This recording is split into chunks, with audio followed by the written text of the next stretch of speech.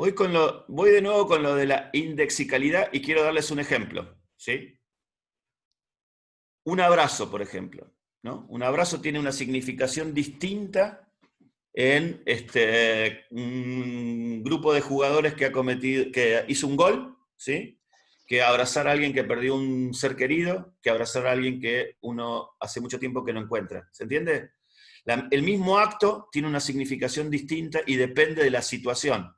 Entonces, ahí una cosa muy interesante, porque entonces la mirada ya no está dirigida a las regularidades estructurales o a estructuras que tienen ese carácter de permanencia, ¿no? Sino más bien justamente a la situación. Y los significados de las cosas dependen de la situación, ¿sí? Y las prácticas dependen de la situación también. Y ahora voy con algunos conceptos que van a ver ustedes que tienen, o en todo caso yo se los presento y ustedes después me dirán si estaba equivocado cuando decía un poco de los conceptos un tanto oscuros. Hay tres que quisiera remarcar. El concepto de cláusula, el concepto de cláusula del etcétera, el concepto de cláusula ad hoc y las prácticas de glosa. ¿Qué es una cláusula del etcétera para Garfinkel? ¿Qué ejemplo podríamos poner? ¿Me esperan un minuto? Me están llamando y no sé si no es importante. Un minuto.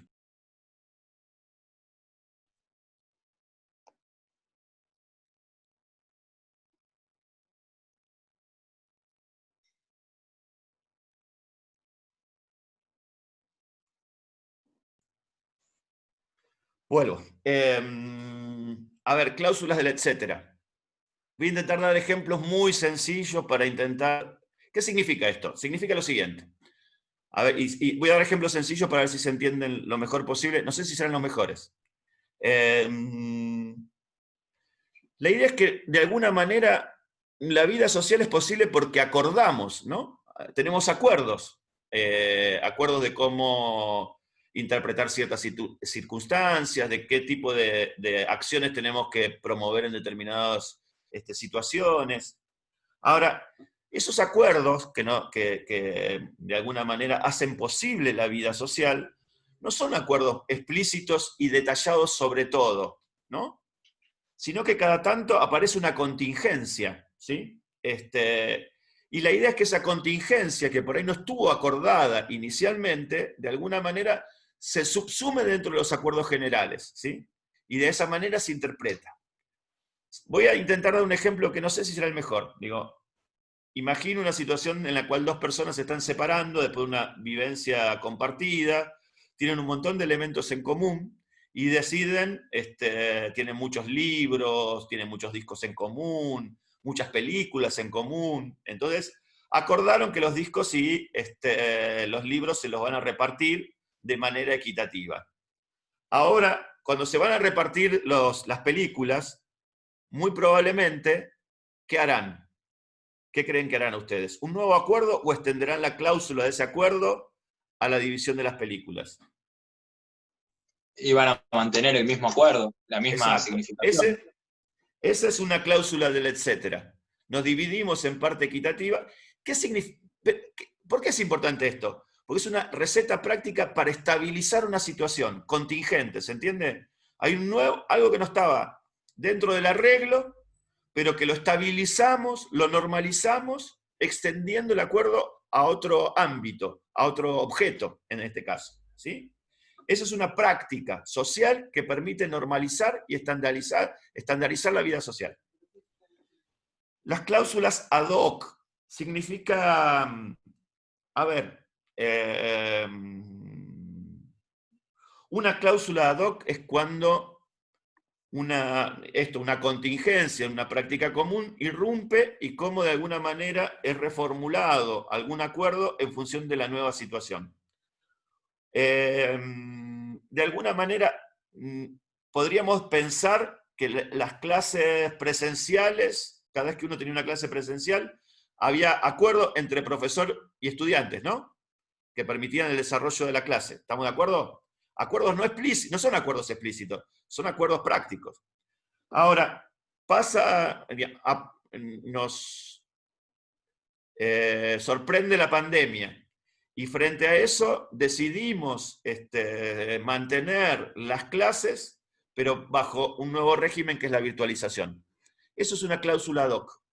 Adoptamos un acuerdo que teníamos a una nueva superficie de intercambio motorizado por la presencia de la pandemia. ¿Se entiende? ¿Se entiende? Bien.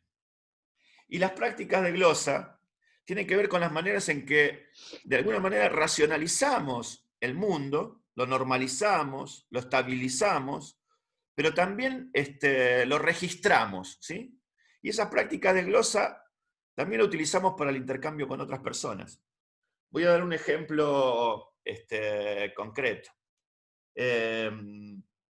Cuando, no sé, hablo con mis hijos y les digo la importancia de la educación y nada, uno está glosando cierta experiencia que ha tenido, ¿no? Entonces dice, bueno, mirá, tenés que estudiar para que tengas más oportunidades de trabajo, porque ahora, cuando te presentás a un trabajo, lo que te van a requerir de alguna manera es que tengas un título secundario. O te vas a tener mayores posibilidades de emplearte y tener un empleo de mejor calidad cuanto más años de estudio tengas, ¿sí? Esa es una práctica de glosa para orientar la experiencia común, ¿sí? O cuando alguien le dice a otro, mirá, según mi experiencia en la carrera académica es importante que un profesor con más antigüedad le dice a alguien que está por ahí recién empezando, mirá, a mí me parece que es importante que en función de tu carrera académica hagas tal y tal cosa porque yo lo que estoy haciendo es estabilizando la forma en que yo también hice ese recorrido, ¿se entiende? Y lo transmito porque lo glosé, ¿sí? Lo racionalicé y lo convertí en discurso transmitible. ¿Se entiende? Esas son todas elementos, las cláusulas del etcétera, las cláusulas ad hoc, las prácticas de glosa, son maneras que tenemos de estabilizar, normalizar, ordenar el mundo social y forman un conocimiento compartido. Y ese conocimiento compartido, estos conocimientos, estas herramientas, son de alguna manera conocimientos prácticos, a manera de recetas prácticas para poder tejer la vida social. Vuelvo acá de nuevo sobre la idea de la etnometodología, la potencia del actor. El actor es el que crea la vida social y recurre a estos conocimientos de sentido común, pero como conocimientos prácticos, no como conocimiento, como representación de una realidad, ¿se entiende solamente? Sino que tiene un sentido práctico. Acá hay alguna pregunta, a ver. Ahí está. De Cierro glosa. con esta idea y voy a la pregunta. Bien. Estas tres cosas, ¿qué nos están diciendo? La importancia del actor, porque el actor es el que adecúa la cláusula del etcétera, la que pone en juego la cláusula ad hoc, o que transmite experiencias a través de las prácticas de glosa. ¿Se entiende? Bien, a ver, hay preguntas. Sí. Te piden que vuelvas a explicar la cláusula DOT y la diaglosa. A ver, digo, nosotros voy primero por las cláusulas ad hoc, dando un ejemplo, hay otros ejemplos, pero un ejemplo que se me ocurría es el siguiente. Digo, estamos de acuerdo en que las clases, la experiencia que ustedes tienen de clases, transmiten una experiencia ordenada. ¿Estamos de acuerdo? No es un caos una clase, en que cada uno hace lo que quiere. ¿Estamos de acuerdo? Hay un orden. Ese orden depende también en buena medida de un acuerdo práctico, ¿no? De cómo llevar adelante esa clase, ¿sí? Esos acuerdos que veníamos manteniendo en la universidad desde un tiempo largo, de alguna manera lo estamos adecuando a la virtualización, ¿sí? Un acuerdo que era para una cosa lo estamos extendiendo a otra, ¿sí? Eso es una cláusula ad hoc, ¿sí? O también podría ser pensada, digo, nosotros tenemos un acuerdo, ¿no? Hicimos cuando empezamos una manera de evaluar. De alguna manera podríamos pensar que a partir de la experiencia, cuando nosotros planteamos la evaluación, todavía no habíamos hecho ningún trayecto de la virtualización, ¿sí?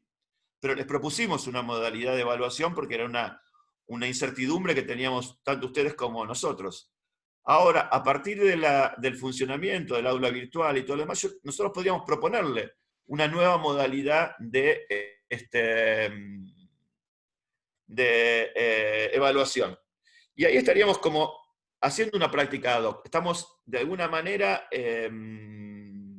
adecuando a una nueva realidad un acuerdo que ya estaba instituido, ¿se entiende? Esa capacidad de adecuar un acuerdo, un arreglo a una nueva situación tiene que ver con esas cláusulas ad hoc, ¿se entiende? Y digo, y la práctica de glosa es como de alguna manera podemos dar cuenta de nuestra experiencia y podemos transmitírselas a otros, ¿sí? Para construir y sostener la vida social, ¿no? Y, a ver, ¿se entendió ahora? Bueno, si no hay preguntas, sigo entonces. Vamos a la otra. A ver, algunas cuestiones que tiene la metodología. La metodología es bastante interesante de la etnometodología y creo que algunas cosas quedan más claras cuando se entiende su metodología. Generalmente la metodología de la etnometodología se asocia a la idea de experiencias de ruptura, ¿sí? ¿Cuáles eran las experiencias de ruptura que proponía Garfinkel? Era en una escena cotidiana, diaria, una conversación, por ejemplo, introducir algún elemento de, digamos, de disrupción, que de alguna manera la desestabilice. Una relación, un intercambio que está estabilizado con maneras normales de intercambio, de alguna manera lo desestabilizamos. Uno de los experimentos que hizo Garfinkel fue, en una conversación cotidiana, proponer a sus estudiantes que le preguntaran que intercambiaran con alguna persona allegada, fundamentalmente de su entorno, empezaron a preguntarle qué quería decir con cada cosa que decía, ¿no? Por ejemplo, no sé, es común que una pareja se siente a mirar televisión y le diga a otro, estoy cansado. La propuesta de experimento de ruptura que les proponía Garfinkel era que la persona le preguntara a su pareja, ¿en qué sentido estás cansado? ¿Estás cansado físicamente o estás cansado psicológicamente? Y uno respondía, y frente a esa respuesta, yo no, estoy cansado porque, no sé, hoy trabajé mucho. ¿Y qué quiere decir con trabajar mucho? Y así sucesivamente.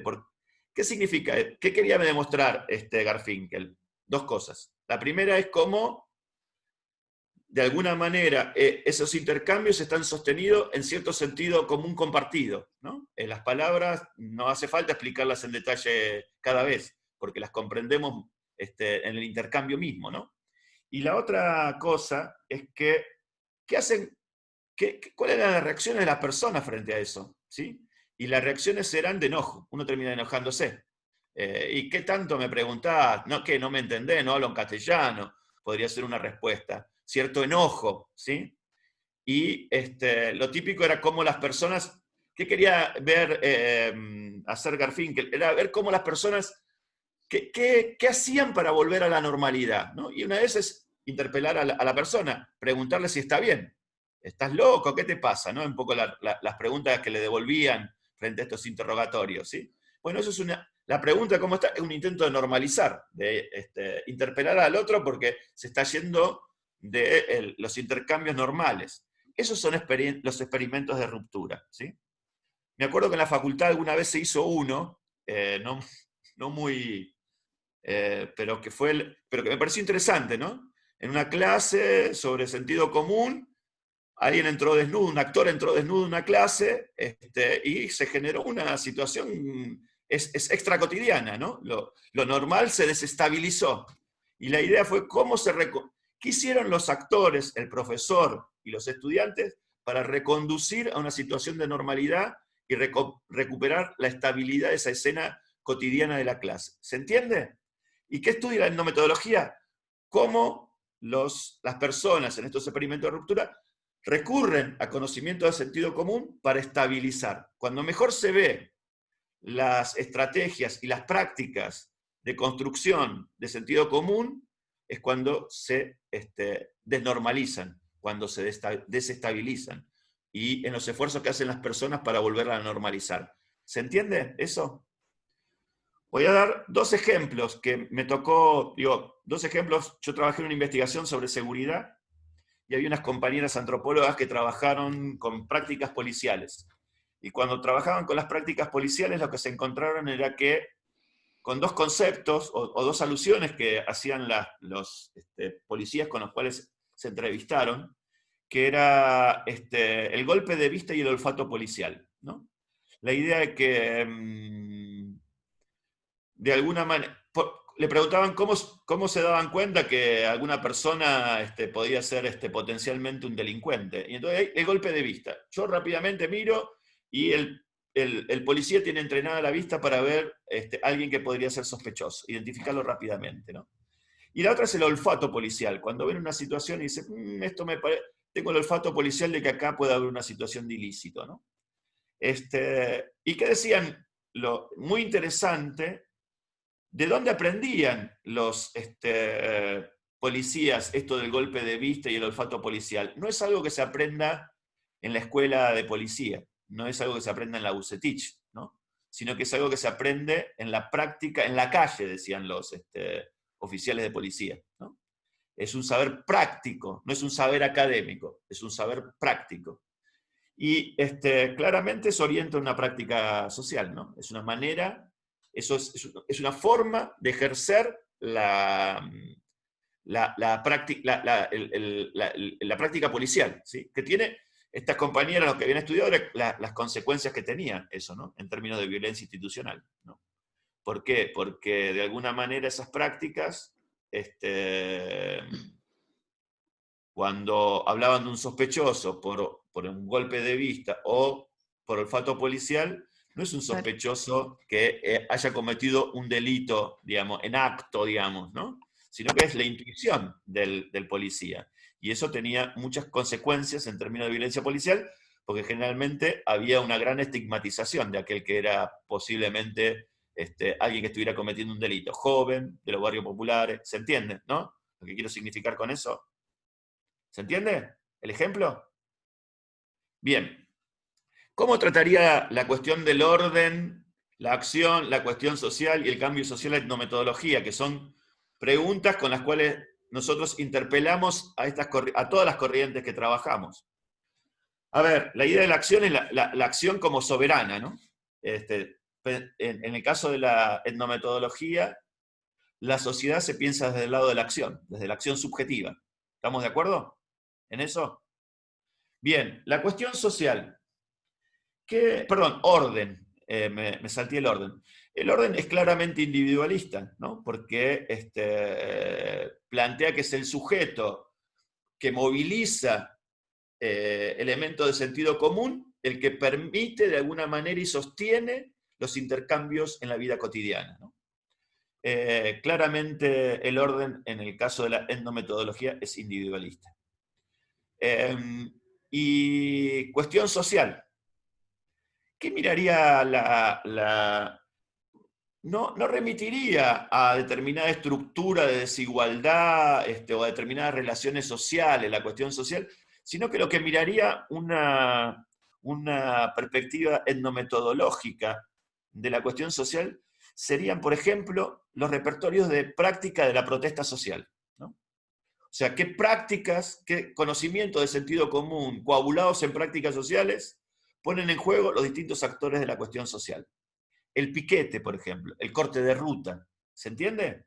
Más en términos de práctica y los saberes que se movilizan en esos espacios, ¿sí? Y el cambio social, obviamente que como el orden es individualista y contingente, no hay patrones estructurados de mantenimiento de las relaciones sociales, sino que es contingente y no tiene una direccionalidad predeterminada, ¿no? Justamente por su carácter contingente. ¿Cuáles son las limitaciones que para mí tiene esta corriente? Que no solamente yo lo planteo, sino muchos otros autores antes que yo, obviamente, ¿no? Que conocen incluso más de etnometodología que yo, es la idea de que la potencia del actor, del sujeto, que plantea la etnometodología, no se detiene en la desigual distribución del poder y los recursos, ¿no? Para actuar. Esto que decíamos la otra vez. Bueno, los actores crean el entramado social, pero todos tenemos el mismo poder en una facultad. Docentes con larga tradición, concursados, profesores titulares, tienen la misma capacidad de acción y de sostenimiento que tal vez un estudiante de primer año. Bueno, eso no lo captura, o no sé si no lo captura o no le preocupa a la etnometodología, lo que creo que, a mi entender, es una dificultad. Y el legado ¿cuál es el legado de la etnometodología? Hoy hay un montón de corrientes de teoría social que están mirando el tema de las prácticas sociales, centrándose en la práctica social como aquello que es como sería la hebra más fina de la constitución de lo social. ¿Por dónde empieza lo social? Empezarían las prácticas sociales. Y ese detenimiento en las prácticas sociales como lo constitutivo de lo social es una preocupación que en su momento había resaltado la etnometodología. Con eso yo termino, aunque voy a responder un par de preguntas. Sí, me parece que Joaquín quería tomar la palabra, ¿puede ser? No, era justamente una pregunta, pero me terminó respondiendo después. Bien. ¿Les queda alguna duda con la etnometodología?